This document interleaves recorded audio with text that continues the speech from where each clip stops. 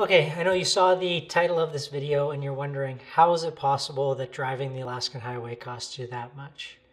Well, let's roll that intro and we'll get to it.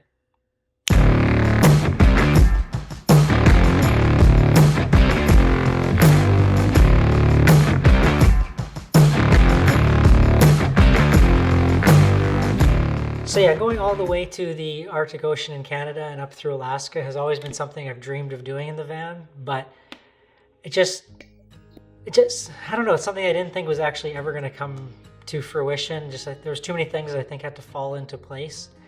And this year, around May, I was headed back up north from Southern California. A buddy of mine texted me a few days before, said he was interested in making the trip. So I kind of drove as fast as I could up from San Diego area to Vancouver, Canada. We met up there. He only got there a day ahead of me. We spent a day or two kind of getting everything, I wouldn't say organized, but getting the supplies we thought we needed. And from there, we started what ended up being a 2-month, 15,000 plus kilometer road trip through Alaska, northern Canada, and all the way up to the Arctic Ocean. But that being said, the trip wasn't as cheap as you might have thought. And I know you're wondering, how could just driving to Alaska cost you that much money? Well, first thing is, and these aren't even the obvious ones. Like obviously we've got fuel and those kinds of expenses, and the fuel, I mean, if you're going to drive 15,000 kilometers, you are going to go through a lot of fuel. So that's an easy one.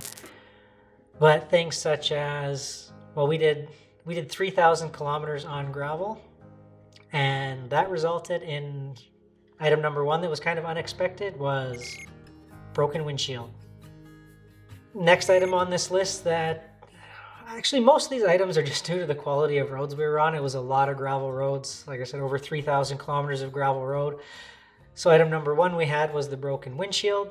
Item number two we had was, I actually had to get the side ladder on my van. I had to get all of the powder coating redone because the gravel flying up from the wheels was almost like the ladder was getting sandblasted. By the end of the trip, the bottom 3 rungs had no powder coating left on them.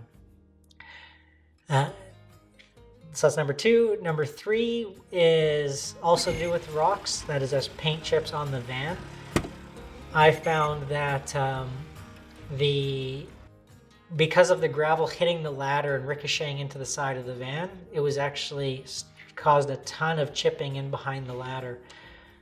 So I had to get, I don't even know how many stone chips it was repaired, but I kind of looped it all together at the auto body because I had the windshield fixed, I had the ladder powder coated again, and I had the stone chips fixed on the vehicle. And because of all the stone chips, I don't know if you remember the bottom part of my van, sort of that bottom underneath the black plastic. I had that originally coated in Plasti Dip just because I liked the way that it looked on the van. But after these gravel roads, the Plasti Dip was destroyed. So I did, rather than taking all the work to remove the Plasti Dip, I actually had truck bed liner installed all the way around. And it's a bit of an upgrade, but it is unbelievable how good it looks and how strong it's going to be for any future gravel road work. I don't have to worry about the Plasti Dip chipping anymore. So I guess that's 4. The other one, which is kind of funny, is after we got off the Dempster Highway, you'll see some pictures here, but it took us about, I think it was about $60 each in coin-operated car wash for phase 1 of the car wash, and after that the vans didn't even look clean. We probably spent another $15 when we got down to, I think it was Whitehorse at the car wash there. So we're probably about $75 in coin-operated car wash just to get all of the mud off of these vehicles.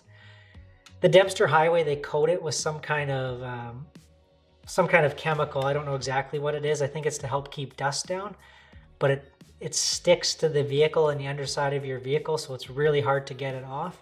And I was told that if you do leave it on the vehicle, it can be slightly corrosive. So we did want to get that off as soon as we got off the Dempster Highway.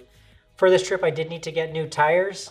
My tires were close to nearing the end of life, and I knew how much off-road gravel we were going to be driving on, and that I just wanted to have a brand new set of tires or something that wasn't so close to the end of life, because I had about 100,000 kilometers on the previous set of tires, which was, I mean, they still were decent, but they were definitely due for an upgrade. And to get 100,000 kilometers out of those tires, I was more than happy with that. So the tires that I use are the BFG or the BF Goodwrench KO2s.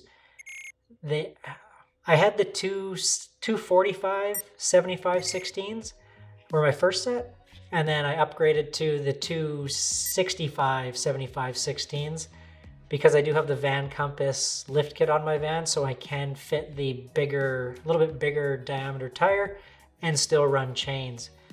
And I just like the little bit of bigger tire. I think it looks a little beefier, and it does give me a little bit of extra ground clearance due to that increased diameter. So once the 245s were worn out, I upgraded to the 265s.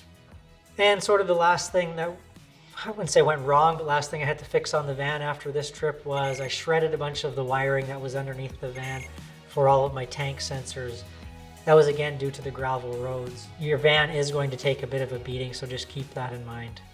And this doesn't include all of the fun stuff that you spend money on, all of the camping, the breweries, the restaurants, and just kind of doing some of the touristy things that are available in these areas.